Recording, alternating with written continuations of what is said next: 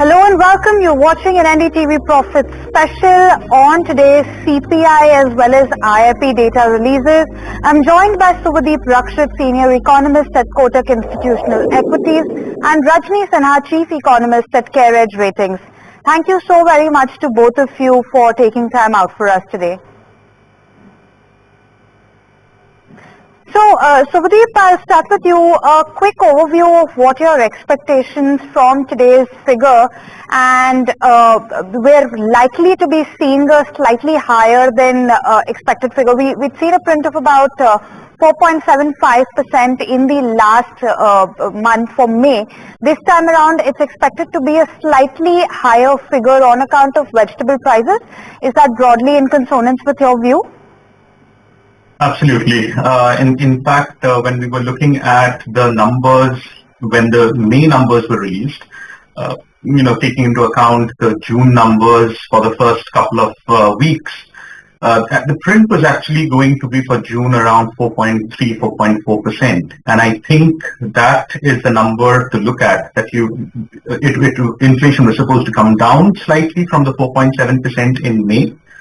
But instead of that, we will be closer to 5%, maybe slightly above 5%, depending on how the vegetable prices collection has been and in what period it has been, because the price increases in vegetables happened during the last couple of weeks of June. So it should be higher than, definitely higher than May and closer to 5% in June. Okay, the headline figures for IIP coming in at about 5.9%, that's for the month of May. Rajani, your quick thought on just the headline figure, that's all we seem to have for now. The breakup coming on the screen as we speak. But given the recent prints and given the Bloomberg estimate of 4.9%, the IIP print is a little bit of an upside surprise. Absolutely, Pallavi. Our expectation for IIP was around 5%. So it is higher. The most important thing which I would be seeing in the breakup is as to what has happened to IIP consumer non-durables. Because it is very, important to track as to whether consumption is really recovering in the economy. This whole thing that we are talking about, monsoon and rural demand recovery, it will be important to see whether it's getting reflected in non-consumer durables good also improving. So that's something important which I will be watching out for. The headline CPI print coming in at 5.08% for the month of June. The Bloomberg estimate was at 4.8%. So this is a tad higher than what was being estimated as well. And this is after we've seen months of a consistent downtick in the headline print. In fact, pretty much through most of 2024. So this is the first higher print that we're seeing this month, though again not entirely out of line with expectations. Rajani, quick thoughts on the headline CPI print as well? So again, our CPI inflation expectation was lower. We were expecting around 4.8%. Definitely it would have happened because of sharp increase in vegetable prices. Because if you track closely the vegetable prices, even prices of items like potato, onion, tomatoes, there have been very sharp sequential increase that has happened in the last month, in the last 1 month. So this is on expected lines, but yes, it's a little higher than what we were expecting. Right, and Subhadeep, coming back to you, given that we have seen a fairly sharp spike in prices of key perishables, potatoes, onions, tomatoes, for instance, would it be fair to say that we actually can't expect any de-acceleration in prices immediately, and if anything, we might actually see some further upside to prices as well? What's your view on the prices of key perishables going forward? Is there respite in sight? Is it hard to say? Or is it only in the next few weeks or possibly in the next couple of months that we'll actually see any easing in prices there? So if you look at the July first week prices, vegetable prices have slightly softened. But typically these are 2 to 3 month crop cycles. And if you have any kind of disruptions in the crops, let's say in a particular month, it takes usually a couple of months to kind of settle back to where they were. You've seen this play out sometime last year. It took around 3 to 4 months to kind of reverse completely. But this reversal will happen. It's not as if this is this is not like a durable shock to inflation or food inflation, to be more particular. So this will reverse, and possibly in the next 2 to 3 months, we should see these prices soften, and assuming that the next set of crops or the next crop cycle is normal and there are no shocks in that.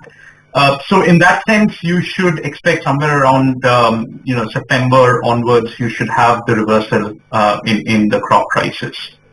Okay, all right. So a reversal in prices likely, but immediate relief might not be there. We might see some relief on prices of key perishables, most importantly vegetable prices, softening only towards September when we see fresh market arrivals. But Rajani, coming back to you, so far it seems to be a bit of a wait and watch mode, given that we did see the southwest monsoons deficient in June.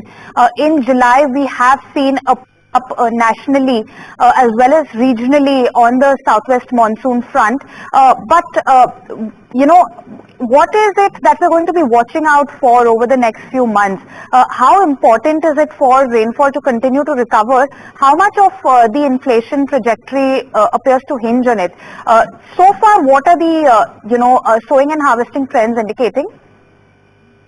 So, like you mentioned, if I look at overall monsoon performance in July, it has improved compared to what we were seeing till June. So now we have a 2% more than the long period average. It's a little early to say as to what to expect going forward. But if we go by IMD projection, this year monsoon should be good. If we look at the trend so far in terms of sowing, it is good, but again, it's a little early in the first week of July to say, and July would be the most critical month. See, this year overall monsoon will be very critical for agri production and for food inflation, because this is on the back of a bad monsoon last year. So agri production in the last crop cycle was adversely impacted. We already have high food inflation. The reservoir levels are already low. So in that sense, while monsoon is important for agricultural sector and Indian economy, but this year it's even more important because of the fact that last year was not good. And apart from inflation, we are kind of waiting for rural demand to improve. And that will be contingent on what kind of monsoon is there, what kind of food production, and how food inflation softens. So a lot of factors would be dependent on this year's monsoon. Okay, got it. Right. Please carry on. Just one thing I'll add that, Pallavi, but yes, in the next 2 months, inflation is expected to go down because of base effect. Okay. But again, we are expecting it to start increasing after 2 months. Oh, is that the case? And why is that? Is that because of waning base effects post the next couple of months? So yes, it is because of waning base effect. And it's mainly because of that, because otherwise we have assumed that food inflation is going to moderate in the next few months, and that's based on the assumption of a normal monsoon. So if that's the case, we could see some comfort on food inflation going forward in the next few months. Okay, all right. Before we move on, we'll also take a quick look at the breakup of the CPI print. Cereals and products inflation has come in at 8.75% for the month of June, while inflation in vegetables is at 29.3%. Oils and fats continue to see a deacceleration pulses and product prices rose by about 16.1%. Food and beverage inflation came in at 8.4% for the month of June. Clothing and footwear prices rose by about 2.7%. Housing inflation came in at 2.7% as well. Fuel and light continued to see a contraction and it contracted by about 3.7%. Among the other key monitorables, we also saw inflation in health at about 4%, while personal care and effects was higher at about 8.2%. Subhadeep, coming back to you, broadly these figures are in line with expectations, though the rise in vegetables might be a tad higher than was being estimated, and that might have pushed up the headline figure too. Is that right? Yeah, broadly that is correct. I mean, I think the main difference has been in terms of the vegetable prices, maybe pulses prices a bit. But I don't think any other components will be way off our estimates. We were looking at 5% inflation, so I think broadly we are in line with most of the items. And in terms of the surprise, obviously it has been from the vegetables, clearly. Right. Okay. Coming back to cereals as well as pulses, we've seen, and of course, while that figure is still fairly low compared to, the spikes we've seen in vegetable prices, for instance, we've seen very elevated and continuously elevated inflation in case of cereals as well as pulses, unlike vegetables, which does tend to be a lot more cyclical and volatile. So given that, should we continue to expect supply side interventions? And also, given that we've seen these prices stick on for quite a while, when are we expecting some consistent de-acceleration in prices of cereals as well as pulses? Subhadeep, you can go. Okay, so in terms of when you're looking at the cereals, obviously there was a more durable shock to cereals, starting with wheat prices, and then subsequently we had rice production, which was slightly lower than expected. So we have seen some structural shocks to it. So the cereal prices have been elevated, but if you look at the kind of trajectory in terms of the year-on-year inflation, that has been softening. In fact, we also have a metric that we kind of follow in terms of durable food inflation and more volatile food inflation, where the volatile components are more like vegetable, fruits, etc., and durable being cereals, pulses, etc. If that particular component has been coming off over the past few months, the durable part of food inflation, which has long cycles in terms of shocks, once a shock is given to a particular food item on the durable side, the cycles are much longer than, let's say, something like in vegetables or fruits, which are the short cycle crops. So in that sense, I think it's not as if prices are increasing rapidly every month. I think the pace of increase has come off. And from a year-on-year inflation perspective, they are also starting to soften. So I think we should be comfortable on that front, barring any risks in terms of shocks coming in terms of sowing, etc. Just on the sowing part, early signs till early July, we have good set of sowing numbers on the Kharif side. So rice, pulses, etc. are showing good year-on-year increases in the acreage. So that's a kind of a positive that we should be looking at in terms of implications on the food inflation. Okay, all right. Coming back to you, Rajani, so you did say that headline figures could see a little bit of a rise a couple of months ahead, though vegetable and food prices in turn are likely to ease. What about core inflation? At some point, do you think core inflation has sort of bottomed out? Are we likely to see some upside on that as well going ahead? Yes, Pallavi, as per our projection, we are expecting core inflation to start inching up in the next few months. But I would say that's more of a statistical play. I still don't see the demand side being so strong as to worry about core inflation. So I think RBI will continue to worry about food inflation. So as long as if food inflation turns out to start moderating going forward with good monsoon, I think that will bring quite a relief to the central bank, even if overall inflation continues to remain above the 4% target. Okay, all right.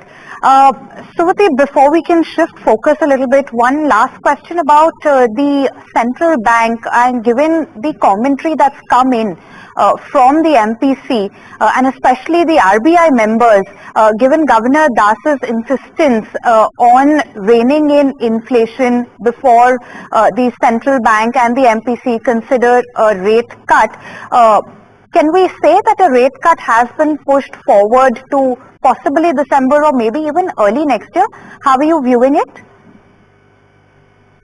So in terms of looking at inflation and the impact on the or the reaction of the RBI, I think it should be clear that when the target is 4%, right, and if growth is supporting in terms of the growth numbers are not way off in terms of the RBI's estimate, the focus on inflation should continue. In fact, one of the ways to think about it is that between concerns on inflation versus concerns on growth, if the concerns on inflation are overweighing the concerns on growth, then obviously the RBI should be cautious and kind of keep on targeting the 4% mark.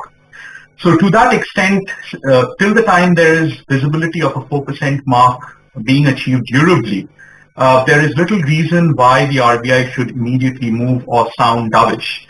To that extent, we have had this call for a very long time now. Sometime end of last year, we had put out the call that the first rate cut for the RBI, the opportunity for the first rate cut will come only around October or December policy.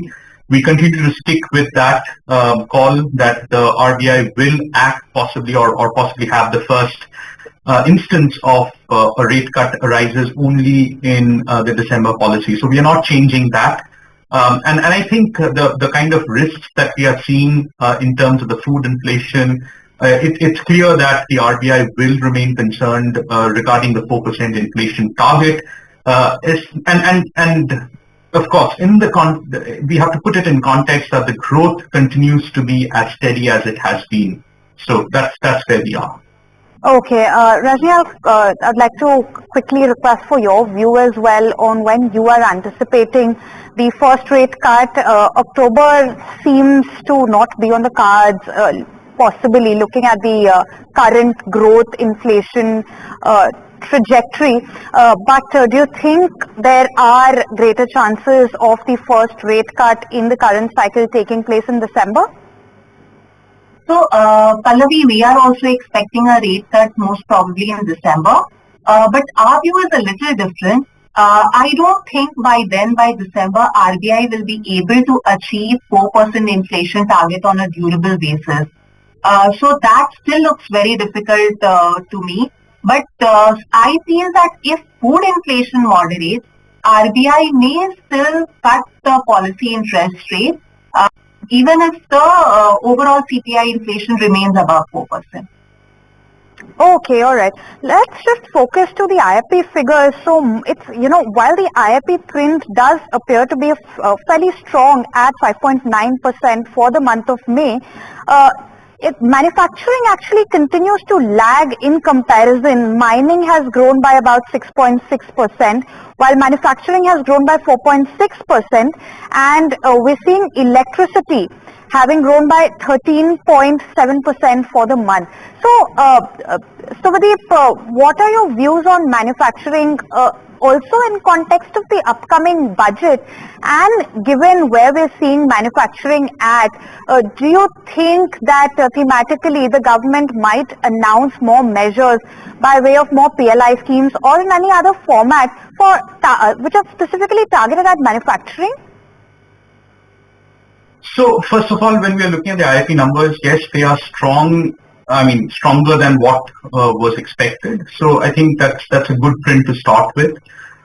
Specifically, electricity production being higher, I think that's also to do with the month that we are in, May, the kind of heat pattern that we've seen. And in terms of the manufacturing, I don't think particularly it's a very weak number, because seen in context of the last few months data, I think that kind of trend we've continued to see. Manufacturing has never shown a very large increase or spike of that sort. And if I remember correctly, the April number was close to 4%. So we are in line with what we have seen over the last few months. And I would not particularly say that it's a very weak number or something. Yes, of course, it can be better. But we also have to keep in mind that when we are talking about the budget specifically, there are already the PLI scheme which has been put out, which does not necessarily have to be part of the budget.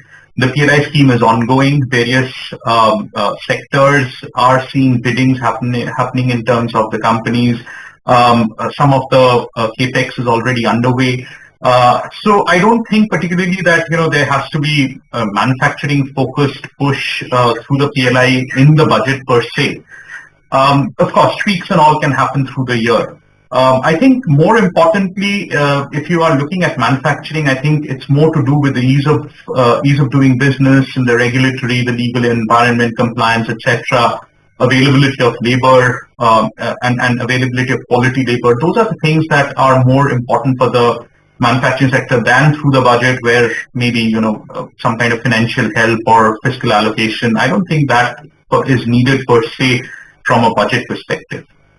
Okay, all right. Rajani, coming back to you then. Given that we are a few days away from the upcoming budget, what are your expectations? And also added to that, what are you making of the economy at this point in terms of momentum? We are expected to see a little bit of easing in growth for the full year compared to the last fiscal. But would it be fair to say that economic momentum remains intact? So coming to your first question first. As far as budget expectations are concerned, a few things I would like to highlight. First, I think the government will continue with the focus on capex that we have seen in the last few years. But I think overall the YOY growth in capex would be around the same as what they had given in the interim budget. I don't see any increase beyond that. Secondly, I also feel that the government will continue the focus on fiscal consolidation, which again we have been seeing in the last few years, so that's going to continue. Thirdly, I think this time there is also scope for government to also increase the revenue expenditure. The ratio of revenue expenditure to total expenditure could increase a little this time. Because there is need to boost consumption, there is concerns around what's happening to the agri and rural sector. So there could be increased allocation towards those sectors. There are concerns around the employment generation, so the government is likely to focus on labor-intensive sectors. So broadly, we can expect increased allocation to some of these sectors, labor-intensive sectors, and some of the welfare schemes focused on these issues. So broadly, these are the areas on which the government will focus. I think another important thing which the government should be looking at is how really to boost consumption. Because so far, if you see, the government has not announced any direct measure to boost consumption. And I don't think they will do that in the upcoming budget also. But I feel that is required, and maybe the government should look at giving a stronger push to consumption boost in the economy, because that will also ensure that private investment picks up, which is at the moment lacking. The other question as to what's happening to the economic momentum, I would say that yes, we are expecting some moderation in growth in FY25 compared to FY24. And we also have to see as to where this growth is coming from. I would say while the overall, 7% growth number is good, if we achieve that in FY25, we still need to worry about weak consumption and relatively weak private investment. Okay, all right. Thank you so much for that, Rajni and Subhadeep. IIP numbers surprise on the upside, while inflation also proves to be a little bit of a surprise, coming in a tad higher than estimated. Thank you so much for watching, and with that, let's actually shift focus